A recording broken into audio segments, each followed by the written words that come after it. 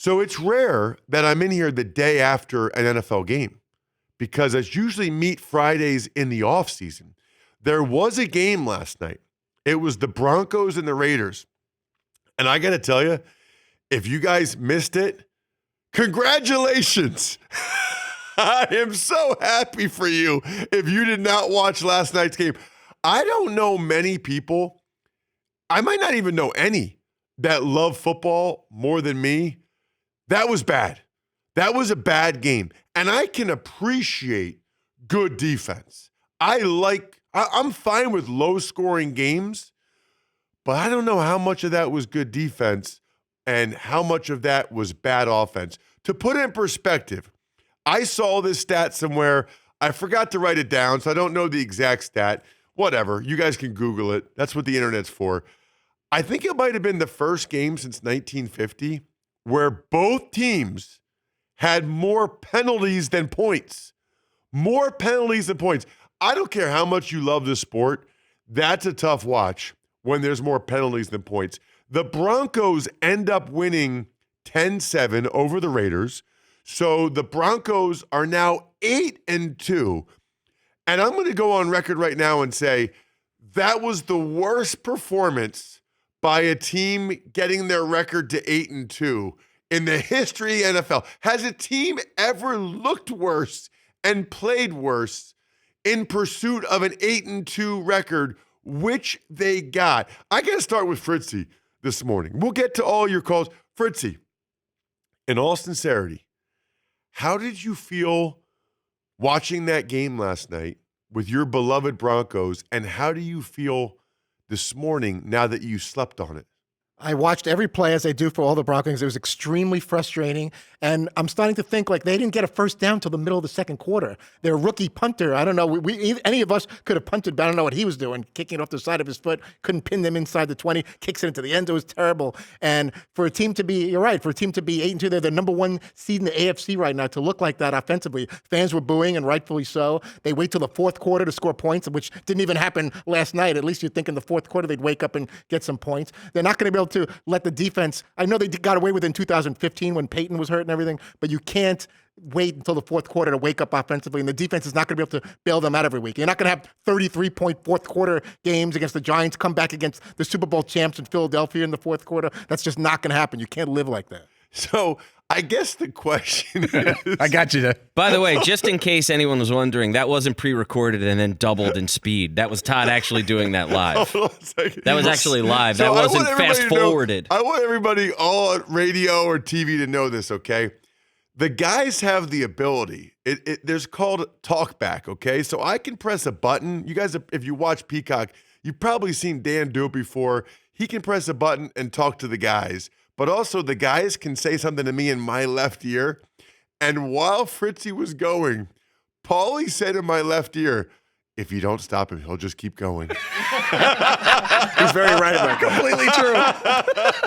I cannot argue that at all. I almost lost it. Todd does not like punctuation. All right, so You don't understand what I was watching last night. Todd, but Todd, you're on you know I'm a huge fan of you, right? Yes. Huge. You're on the biggest sports talk radio show in the country. That is true. Pauses, periods. But that I I was too aggravated. I can't. Punctuation is your friend. Punctuation is your friend. Punctuation is your friend, Todd. I had to get that all out. Okay, I'm glad you did, but here's my question. By the way, you made some great points.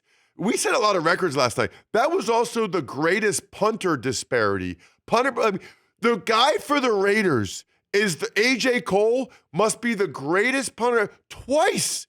He has the ball hit on the one and then make a right turn and go 10 yards out of bounds. It's the craziest thing. AJ Cole was the best football player that I saw last night. AJ Cole and Max Crosby and Benito. But here's the crux of it, Todd.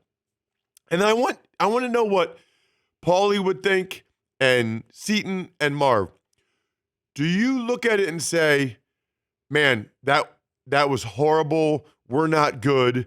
I know we're 8-2, but we're not good. Or do you look at it and say, I don't care. We're 8-2. I don't care how it looks. We're 8-2. You guys can kiss my you-know-what. For me, it's much more the former than the latter because I know what they have defensively, and I keep waiting for the offense to prove they can hold up their end of the bargain and be a deep playoff run team. And their record is very deceiving. On one hand, they could have beat the Colts and Chargers on those last-second field goals. They could have been 9-1 or 10-0. But my son reminds me some of those games that they just pulled out could have gone the other way. They could be a 4-6 team right now just as easily. So I don't know what we're getting yet offensively with this team. All right, so I feel like you guys know I grew up outside of Philadelphia. Okay, so all my buddies and family and friends, they're diehard Eagles fans. So I'm on the text chain during every Eagles game. And it feels like people are like, after a game like that, there's really one of two ways you can go.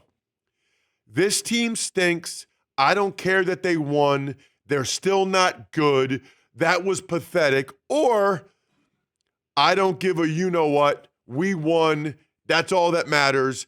I feel like my friends, they go one of two ways. Paulie, which way are you, which way would you be? See, I'm more of a middle ground guy. I try to be level-headed. But I think a lot of people didn't see the Broncos play this year until last night because they play at 1 o'clock or 4 o'clock, and you mix it in with the red zone. But last night, standalone, if you look at them last night, they did not look like a threatening team. And I thought 3 weeks ago, this is a really interesting team, really good pass rush. But then you look at their schedule this year, they have one quality win. They beat the Eagles by 4. Otherwise, their wins are against the Titans, the Jets, the Giants, the Cowboys, the Texans, and the Raiders. So it's like a false 8-2. You feel good at the position of your team. I don't believe in that, by the way. Well, it's an NFL team. Yeah. They're playing other NFL teams. I'll say this from a former player's perspective. You never have to apologize for a win. And in fact, I would argue it's a really good sign when you win, even though you played like crap. If you win an NFL game, even though you played like crap, you're probably pretty good. It's hard to win these games. Ask the Saints. Ask the Titans. Ask the Jets. It's hard to win NFL football games. If you're able to win when you look that bad, that's a good sign. Seton? I think if you look at, say, a team like the Chiefs last year, I don't know exactly how many one-score games they won 15 in a row. But it was a lot of them, and they took that all the way to the Super Bowl. So now, granted, I know the Chiefs are the Chiefs and the Broncos are the Broncos, and there's history that we have to look at, but there's something to be said. Are you barely winning in a good way, or are you barely winning in a bad way? Are you barely getting wins to advance and see, we do just enough to keep winning, or you could be on the flip side, obviously, that and keep losing. But I think that there's a lane for teams who keep winning close games to advance, and that if at 8-2, maybe the Broncos could be that this year. So what's crazy about that is that the Chiefs had the NFL's longest streak ever of winning 15 straight one-score games. Guess what they are in one-score games this year? 0-4. Those things have a way of kind of evening themselves out. Although, listen, to Fritzie's point, the Broncos play the Chiefs next Sunday. I would be stunned if the Chiefs aren't favored in that game. I'd be stunned. Go ahead, Paulie.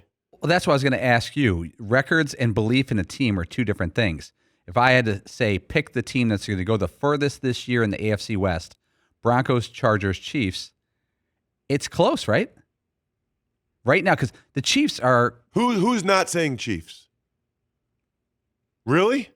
Well, I Go have ahead, Seton. my I don't know, May or June prediction. I don't remember exactly what it was the Chiefs aren't making the playoffs this year. So I have to stick with that. That was scalding hot at the time. Okay.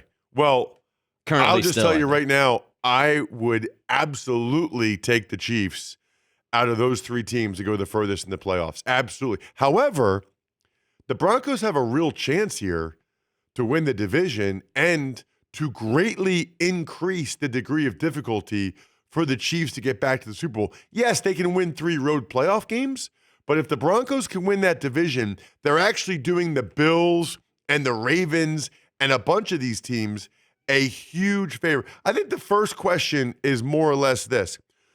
Is there any such thing as a bad win? Go ahead, Marv. Not in the NFL. I think in college there could be, but in the NFL, a win is a win. You're playing against, like you said earlier, you're playing against other NFL players. You'll take the win any way you can get it. Go ahead. Paulie? I'm agreeing with Marvin. I'm a Bears fan, and the Bears beat the Bengals by a hair last week, 47-42. Their defense was awful. They made Joe Flacco look like he was in his 20s. They got beat all game. Their special teams were awful. That was an awful performance by the Bears. The offense was good, but they stole a win. And you're like, it's like the deodorant of a bad performance.